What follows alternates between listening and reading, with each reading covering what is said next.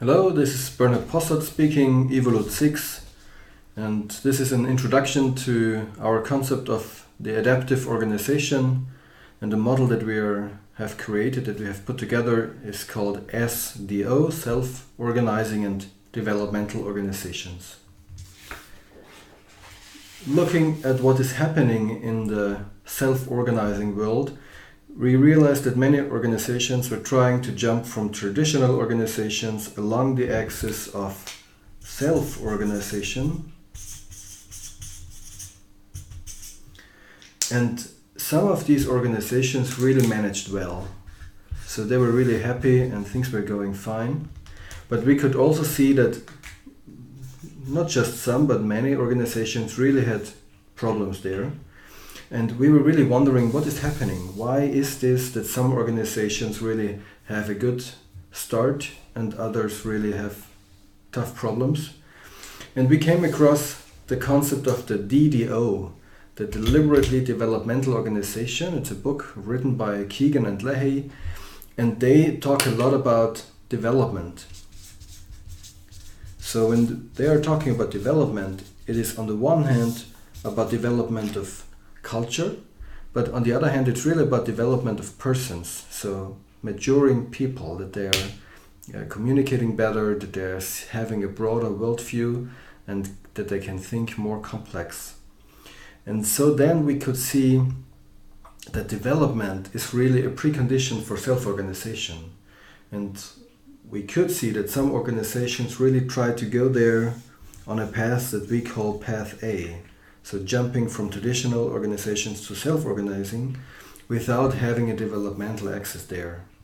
And what we are recommending is that you're establishing the precondition for each stage. So imagine you want to go one stage, you want to make one stage of self-organization, you establish the precondition by going towards development and then going here. And so if you want to make the next step on self-organization, make the precondition and then come here. So this is what we call the SDO staircase. So establishing preconditions by investing into development. We were then defining different stages. So there was so much going on in the world of self-organization, and we were defining different stages. And of course these stages are somewhat artificial and you could name it totally different, but we found that it's quite helpful for us and for our customers to have different stages. So as a stage called 0 on self-organization, we say this is micromanagement. So this is the opposite of self-organization. But some people and some consultants really wanted to jump from 0 to 4, and we recommend that you go one after the other. So the first stage towards self-organization is what we called delegating authority. So you could argue it's not really self-organization, but it's really a first step, delegated authority. Second stage would be what we call self-managing, and it's more about work, not about strategy, etc., but really about teams working together and organizing the work themselves.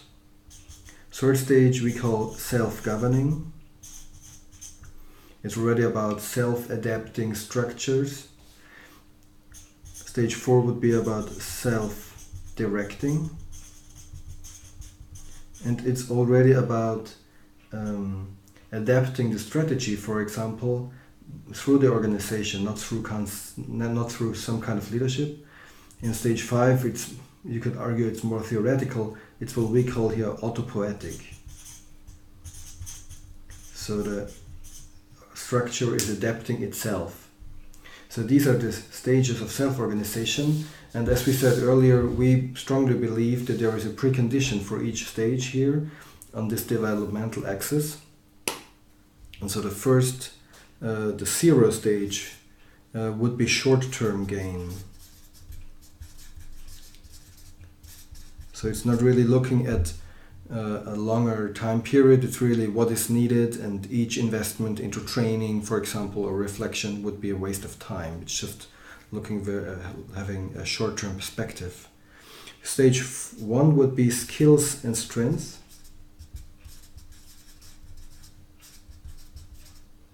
Second stage, personal development.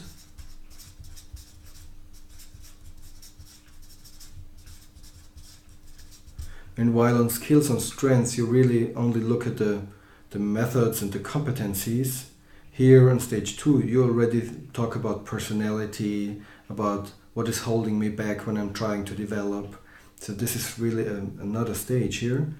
And while this personal development here on stage 2 is more here and there, on stage 3 this is going to be a common practice.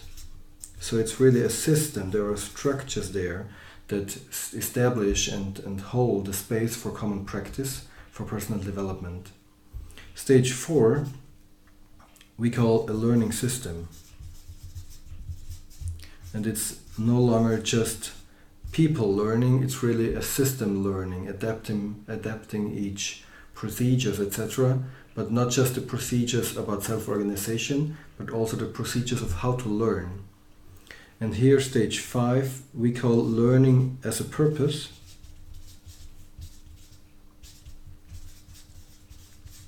And here organizations say learning is not just an end to a mean, a different way. It's not just a mean to an end, it's also already a purpose in itself. So here, stage 5. And so we say that, for example, the stage 1, skills and strengths here, is really a precondition for delegated authority. And we will come to that in a minute. When we were talking about the different stages, and here we have the stages not just here and here, but parallel to each other. When we were talking about stages, one could have the impression it's really about getting as high as possible. But this is not really our concept. Our concept is called the adaptive organization. So the question is, what are we adapting to? And of course we are adapting to some kind of reality. And the moment we had these stages here on developmental and self-organization, we realized we could and needed to put together some kind of concept of stages of reality. And we realized that different organizations have very different contexts, and some really have rather stable contexts and others are very flexible and very dynamic. So one of the rather lower reality stages is what we called experts needed.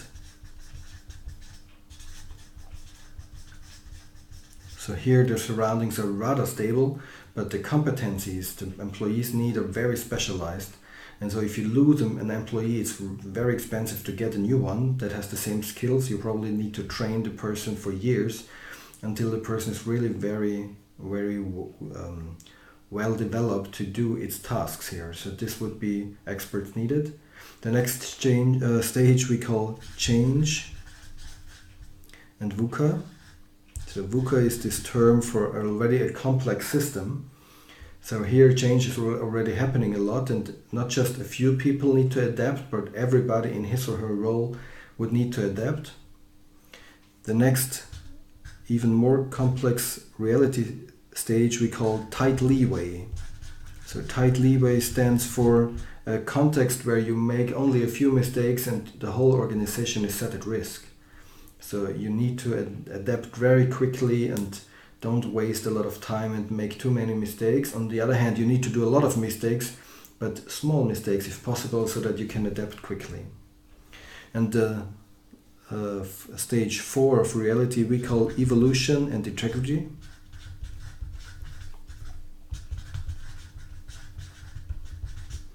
And integrity, because there are some surroundings where it's not only about adapting strategy or gaining more competencies, it's very much about authentic behavior of employees. So imagine here in this context, it would be enough if a few employees would do something that is not in compliance with with their values, and the whole organization would be set at risk. So this is stage 4 of reality. And our assumption is that for each of these reality stages, there is a correlating stage on the DO axis and the SO axis.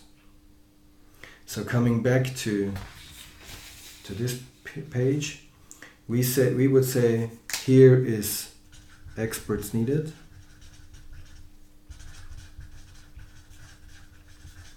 And it correlates with skills and strengths and delegated authority. Here we have change and VUCA, tight leeway, and evolution and integrity. So as we said, we think that if you have this kind of reality, depends on what kind of reality you're having, you need some kind of developmental organization stage and some kind of self-organization stage, and this would be a precondition for this.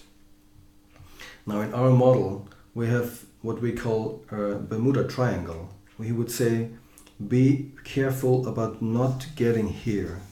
So this is really very dangerous here, meaning going to too much self-organization without having the necessary precondition of the developmental organization. And we even think that these areas can be really, really tricky. So what we recommend is that you're trying to go stage up and right, stage up and right. So this is our staircase that I've been describing before. Now the question was from our customers, okay, this is nice, this model, and even so, how can we come from one stage to the other? So we were then developing steps. So we were then developing a package to get from here to here, and the package to get from here to here. So these are the different packages that we have been developing, and of course the same here.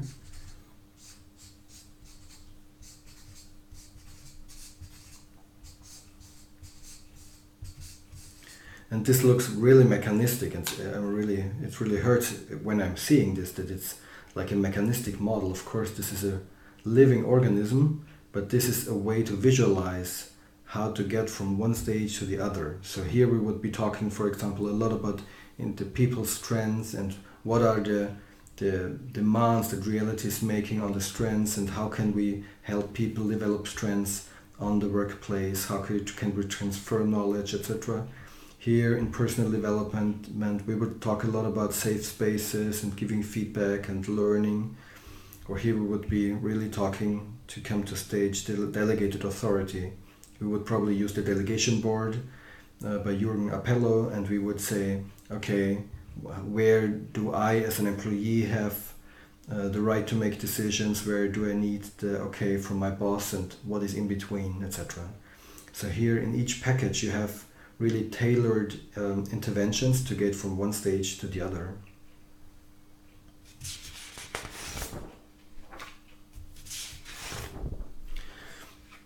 And so people asked us, of course, now where are we at the moment? Could you assess our stage? Could you assess our DO stage and our SO stage? And a bit naive, we were expecting, for example, that people would have like an assessment that looked like this. So we expected that they would be stronger on the lower levels and not so strong at the higher levels. And this was true for some of the organizations. But we realized there were organizations where this looked different. So for example, they were strong here, but they were not so strong here. And then they were strong here again and not so strong here. So for example, we had an organization that was really poor in stage 2, where it's about reflection. And so this is where we realized, we would need to invest energy here. So this was what we found here and there, that they didn't have a linear realization of the stages yet.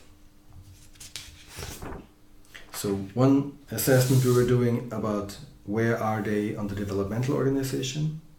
We made another assessment about the question, where are they on the stages of self-organization.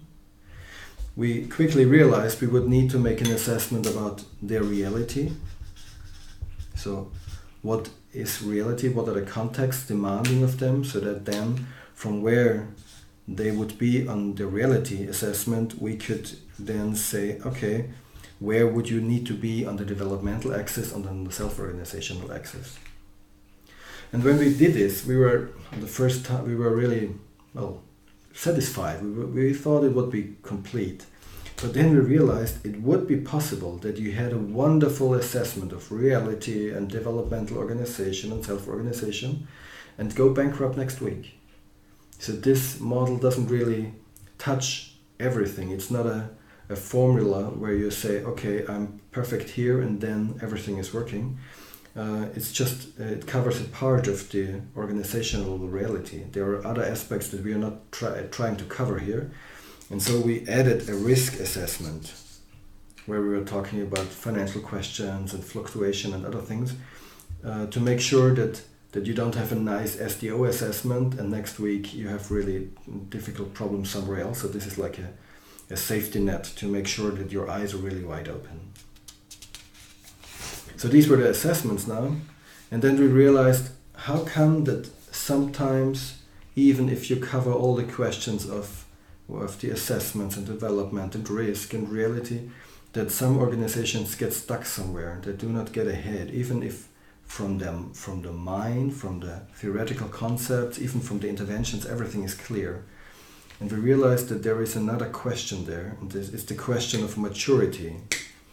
When we are talking here about maturity, this is a concept of psychology. It's about the question, how mature are people in their development? How developed is their thinking and their feeling? How do they make meaning and make sense of the world? And there are different models out there, and I'm now presenting you how these stages correlate with one maturity stage. So for example, if you are on the stage S3, which is a model by Robert Keegan, and he calls it the socialist mind, and Bill Torbert calls this stage the diplomat. And this is a person who really thinks through the eyes of the context. So the question this person would be asking himself is, what do I need to do that I stay part of this system so that everybody will accept me?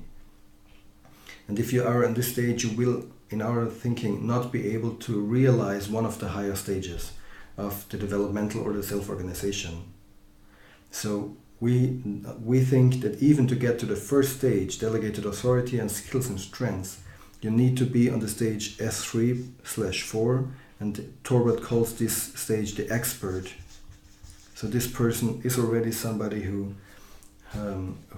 is thinking by himself, taking probably a lot of pride in the competence and looking a lot on the questions, what is really necessary concerning skills and strengths.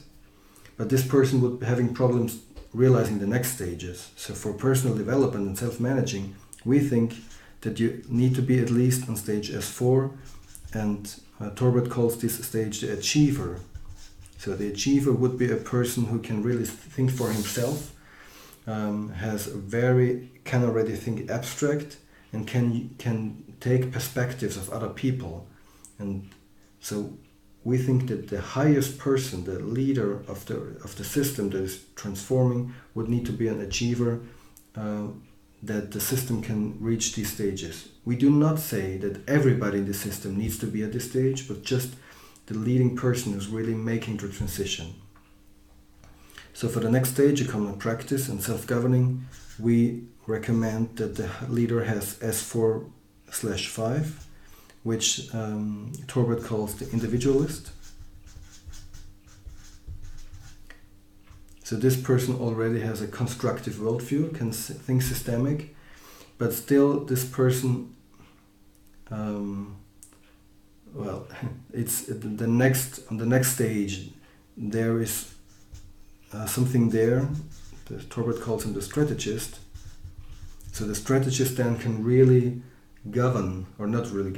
can really steer the system and establish, for example, a learning system. So this person sees a lot, but very often doesn't have the tools to really transform the whole system to this stage. So only a strategist, this person can see itself from outside and see already the shadows he or she is having, and how the person itself, by his or her behavior, is holding the system back. So here, this stage is really necessary for this. We have very, very few people on S5/6, and Torbert calls him the alchemist. So there are very few people out there. When you think of Nelson Mandela or Václav Havel, they were definitely an alchemist or higher. So they could change a huge system with very small symbolic actions. What is really for us important is that we are looking at these stages here, and the question is which kind of leader, which kind of maturity of leaders would we need to establish these lower stages. The learnings we are having out of this concept, we are taking 3 rules out of it. So the first rule would be, if we are a consultant, don't push the leader.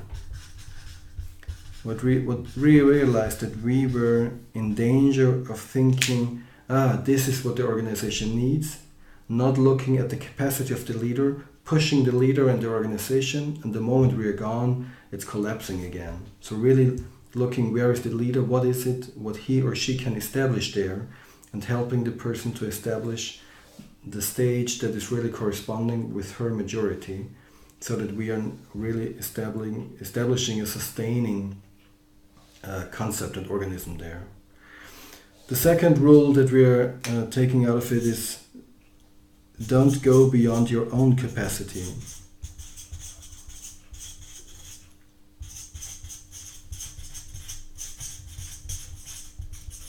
We were realizing that it was very easy to overestimate your own stage of maturity.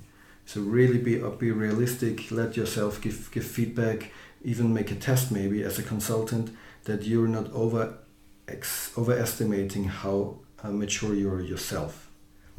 But the third rule comes from discussions we were having with middle managers. Some of the middle managers were talking to us privately and asking, well, our boss, he doesn't really get it, so we would have to wait until the boss gets it, or we get another more mature boss. And we think, start where you are. So, of course, it's a problem if you do not have an environment that is really supportive. But we realized it's possible to do much more than you think. So start with small steps and start where you are within your system. Coming to the end, we really want to say, don't get us wrong. So at the beginning, when we were showing this model, people were then thinking, you're trying to throttle reality. You're forcing reality into a system. And of course we are saying, this is just a model. And you notice saying by Korzybski, he's saying the map is not the territory, so this is just a map. This is just a model. And the moment we're coming to a system that is really not fitting into our model, we are really questioning our model, of course, and saying, okay, the system, this is the reality, this is true. And if necessary, we would adapt the model. So please be aware that we are thinking that this is a helpful model, but it's just a model. The second caveat that we're mentioning is, this model is for thinking, not for preaching.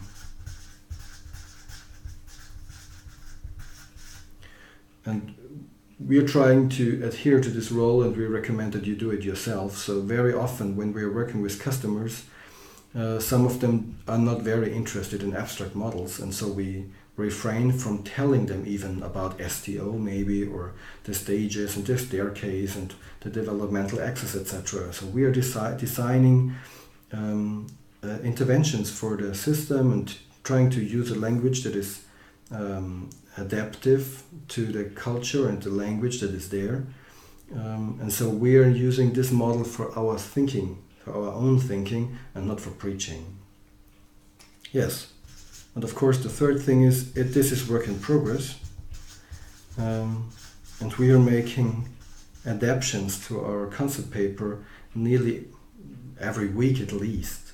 So then when we realize, oh, we need a better term, or there is a stage missing, or we need to add an intervention, and we think this is not a flaw in the concept. And of course, one part of me says, when will we get to the final concept in the end? But the other part knows this is not where we really want to go. So this is the adaptive organization, and an adaptive organization really needs an adaptive concept. And so this is work in progress.